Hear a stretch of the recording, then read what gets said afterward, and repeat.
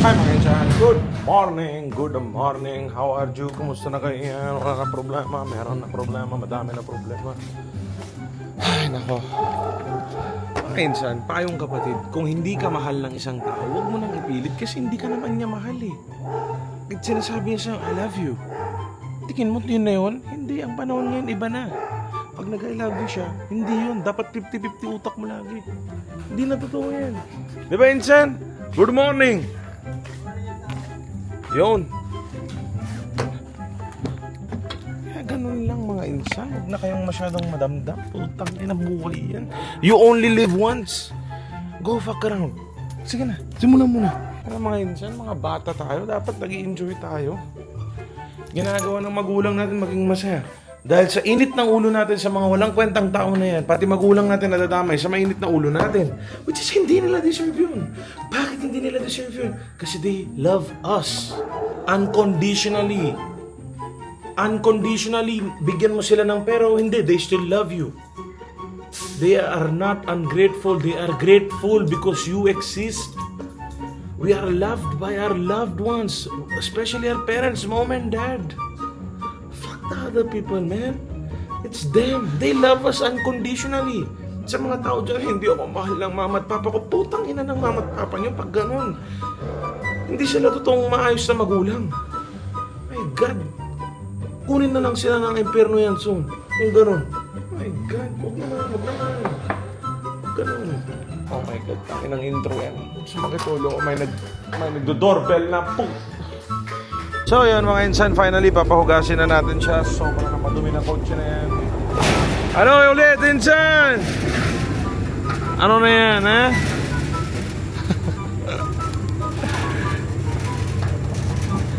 So yun mga insan, pahugas na ulit natin yan. Sobrang nadugyot ng kotse yan. Inat-ngat ng aso. Everyday may sakit na ulo Bombay yan. Putang ina. So yan mga insan, inuhugas na yung kabayo. Sobrang na makintabin namin, sobrang na maganda. Tapos garage queen na ulit. Nginat-ngat lang yung supog. Minsan, bossing Clarence in the house. Boss, makintabin mo na.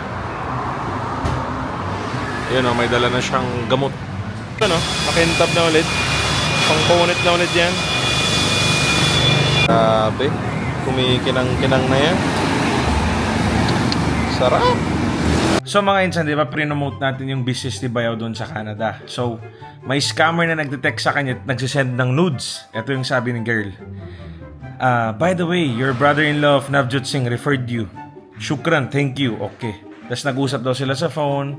Taga-LA daw siya. Tapos, sabi ni Bayaw, hindi sila pumupunta ng Amerika. So, sabi niya may properties din daw siya sa Toronto. So, tanga ka ba na nakatira ka sa LA tapos naka-invest ka sa Toronto? Okay, sige. Sabihin natin kung sobrang yaman mo. Okay. Tapos ito na yung text niya, kunwari wrong send. Hi Habibi, first and foremost, I miss you and thank you for the Cartier Santos watch you sent me. By the way, Habibi, I've contacted the cabinet builder. I'll meet at LAX in the Emirates Lounge Sunday when you land. Sending you your favorite pic and post of me. Bahebak Habibi, love you. Tapos I'll send you shower pic. Oh my God, Pinay. Sobrang disgusting. Pero alam ko, ano to, scammer. Ito yung number niya, +12133018009. Oh my God. Mga insan, textan nyo. Punitin nyo, naka-i-message siguro to. Nag-promote ka na ng negosyo, ginagago ka pa, no? Anong masasabi mo na sa mga scammer? Ay naku sir, nakakatakot yan. Murahin mo. Mga ano yan, hindi sila magtrabaho ng maayos. Murahin mo. Ay. Ako na, putang ina nyo yan, ha? Buti naman. At least nagbago na eh. Bago kunti lang sir. Ay, nako. Tatay, magbago ka na kung nanonood ka ng vlog. Hirap na buhay ni nanay yan sa'yo. Sobra na tis-tis. 39 years na kami sir. 39 years. Never kayo naghiwalay, nay? Hindi kami naghiwalay. Wala siyang anak sa labas, gano'n? Ay wala. Wow, matino. Takot yan ng babae, kahit babae ng babae. Pero takot din sa'yo? Takot din sir. Pag malasing lang, hindi matakot. Grabe na yan, Sabi ko, nakatiis ako ng 39 years sa paglalasing. Yun lang, pero hindi ka naman sinasaktan Ay, nga. hindi sir. Yun. He's a good man. Good guy. Ha? Ano, paano? Hindi, okay lang. Sabi niya sa akin. Isa pa. Okay lang. Pero hindi ko sir. Slow mo. Okay na nam. Oo. Hindi Ay, ko nako. tuloy. Ako na pagtutuloy sa kanya. Ay, pero ikaw sinasaktan mo na eh. Oo, pag ako naiinis. Nako, patay ka dyan, day. Nakahanap ka ng karabat mo. So yun, mga insan, may nalaman akong bagong bagay. Do you trust in vibrations? I'm not talking about dildos and whatsoever. I'm talking about vibrations na tinuro lang sa akin to ng kaibigan ko na magjowa. Sabi nila, kung ano yung iniisip mo, yun yung mangyayari. So, if iniisip mo positive yung mangyayari. Yun yung pupuntang energy sa'yo. If you're thinking negative, yun yung negative na energy yung pupunta sa'yo. Whatever you feel is whatever you attract. Whatever you feel is what you attract. So, kung nafe-feel mo positivity, for example, swerte na ako today. Tangin na, mananalo kami today. Mananalo ka talaga. You can attract it. That's the vibrations. You need that. If isipin mo, tatalo to. Ano ba naman yung kuya ko?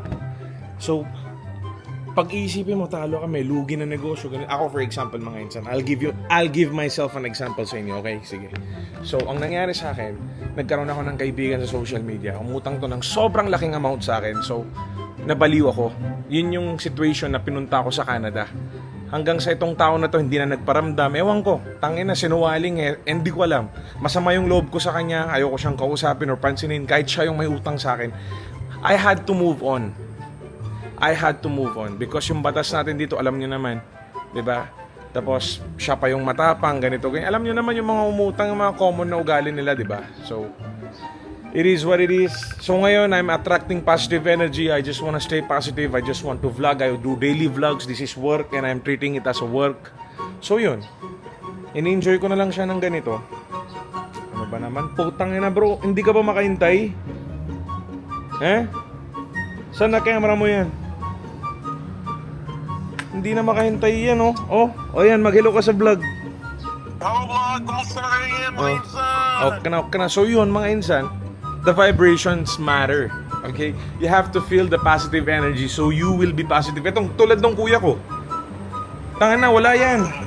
Pero sobrang positive yan sa buhay. Kami kasi nagmana kay Papa, putang ina, puro na lang negativity. Ako, bunso, tsaka Papa, tatlo kami negativity. Mama at kuya, magkaparehas positive. Yung tipong kahit bagsak ka na, zero ka na, putang ina, pwede ka nalang buhatin from zero, bro. Ganun sila kalupit na dalawa. Siya ngayong nag-save sa akin nung pumunta ako ng Canada. Huwag mo na isipin, pera lang yan. Masakit yung loob ko kasi sobrang laking amount na pera, pero it is what it is. Karma is a bitch. They can hide from you, but they cannot hide from the good God Lord. It is what it is. They have to face the consequences. Kung hindi sa kanila, sa mga magulang nila. Kung hindi sa magulang nila, sa future na mga magiging anak nila. It goes on. Walang taong mabubuhay ng peaceful. Yung mga, for example ngayon, yung mga kumikita ng illegal na pera, mga nagmamani laundering ngayon, nag-i-enjoy lang sila sa maliliit na bagay ngayon. Flex sa dito, ganito, ganyan. Pero may palit yan. Kung hindi sa kanila, sa anak nila, sa asawa nila, sa mga magulang nila. Online casino, ba't di ko pinasok? Kasi takot ako sa karma. Diba? So yun, you just have to be positive. I am sobrang na positive yan. Kahit si Manny Pacquiao, iharap niyo sa akin, kaya kong suntukin, pero hindi ko mapapatumba. Alam ko matutumba ako. And that's being positive. I am not a trained boxer. And I love MP. But I am not a trained boxer. Doon lang tayo kung saan tayo magaling mag-excel. Huwag na natin, for example, vlogger ako. Ipilit ko ba yung sarili ko na maging boxingero ako? O UFC, martial arts? That's stupid. You have to excel where you should excel, where you love what you do. Dati, idol ko si McGregor, gumaganong-ganon ako. Tapos naisip ko, obese ka, insan. Wala kang mararating. Anyways, to cut the story short, I love you mga insan. Enjoy life. You only live once. YOLO, motherfucker. Okay. Mga insan, pinapatanggal na natin yung tint ng Raptor. Di na magamit ni boss. Mas gusto na daw Raptor. Di akin na yung Mazda. Sa'yo na Raptor, no problem. So yun mga insan, tignan nyo, pogi na yung Raptor natin. Pogi na, sobrang na malinis yan. Pagtanga na. Wala na privacy. Okay. Diba? Diyan na yata yung delivery ng iPhone. Regalo ni mama sa atin mga insan, 17 Pro Max, 512GB. Anak, gusto ko maging top vlogger ka. Ito regalo namin ni Papa sa'yo, iPhone 17 Pro Max. Ito mga insan, pang-apat na bili ko ng iPhone to sa MABL. Kumpare ko to, 1,000 lang discount sa akin lagi. Sana dapat nga libre. Pang-apat na bili na natin sa kanya sa 1 linggo. Kinam Jim. Okay, okay, ride safe, ride safe. Bawal yata sa LTO yan ah. Bawal yan. Huliin nyo sir, huliin nyo na yan. Hindi natin papakita yung plaka. Okay lang, okay lang. Ingat, ingat idol, ingat. Bye-bye, bye-bye. Thank you sa regalo mo na iPhone. Kayo ni Papa. Thank you, love you. Lucky, lucky. Yung mga kapatid ko dyan. Putang na yung trabaho lang kayo yan. So yan mga insan, unbox na natin yung iPhone 17 Pro Max, 512GB lang, okay na. Thank you mama, thank you papa. Mga kapatid ko, manood lang ngayon ng video natin. Mama! Oh my God. Sobrang na beautiful.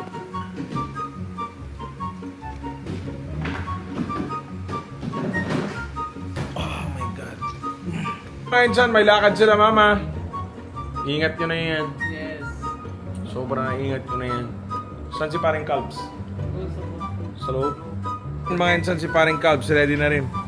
Pare, ingat mo na yan. Tanggal na. Tanggal na yung tint. Gutom daw si mama, bili daw kayo McDo. Namalis na sila. Sila kuya naman, busy. Pag-ayos na yero yan. Hello ka kuya!